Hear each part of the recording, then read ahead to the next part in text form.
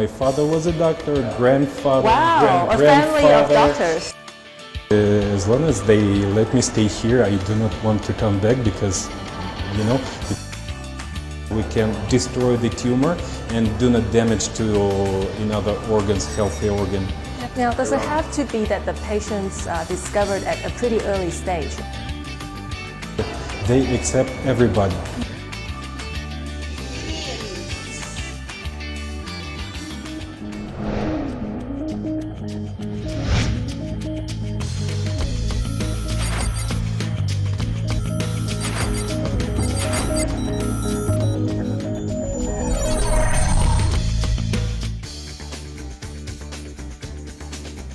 Cancer, as one of the most complicated and serious diseases, has caused widespread panic among people, especially in recent years.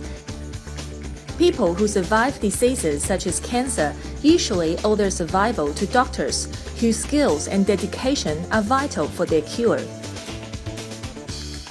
In Guangzhou, many professional doctors start to provide patients with a type of treatment called cryosurgery, and millions of patients diagnosed with terminal illness now see hope of living longer. Michael Litvinov is one of these doctors.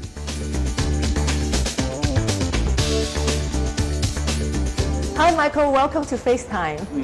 Hi, nice to meet you too. And it's a pleasure having you on our show. And I guess you're not from Guangzhou originally. Yes, sure, I'm not from Guangzhou. Originally, I'm from Moscow, Russia.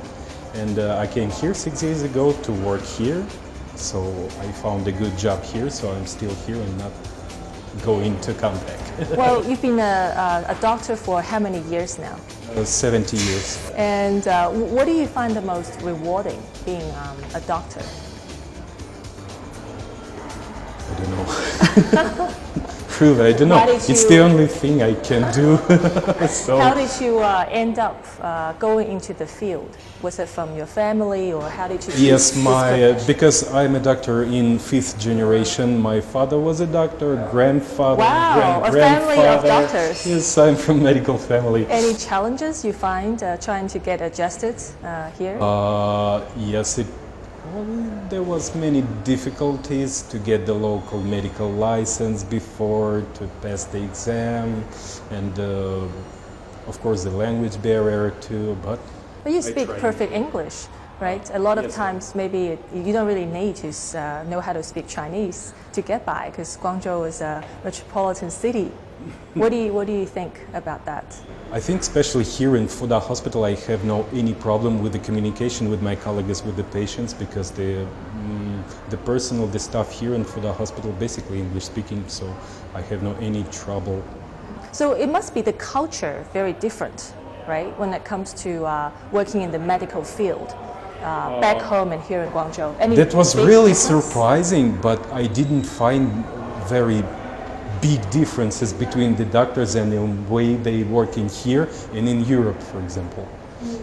So doctors are doctors all over the world, everywhere. So we can understand, for example, for me it's easier to communicate with the doctors, nurses, than, for example, the people on the market or in the shop. So we can understand. We speak the same language even if we speak different languages. Very true. And here, right, we've had this sort of phenomenon where patients give little red packets of money to the doctor, so that maybe the doctor would, do the surgery a little bit with more patience. And so, have you seen that phenomenon at all here in Guangzhou? Here in Fuda Hospital, I've never met things like that. I think that's wrong. So it doesn't matter where you are in the world, right? Everybody should be treated fairly and with the same level of patience and care. Yes, that's obvious. But you did come a long way from Moscow to Guangzhou. So what made you choose to come, and specifically to this hospital? Because Fuda Hospital, it's one of the hospitals in the world with a more developed technique of cryosurgery. Because when I've been working in Moscow, I also practiced the cryosurgery, and when I get the invitation here, I was excited because the cryosurgical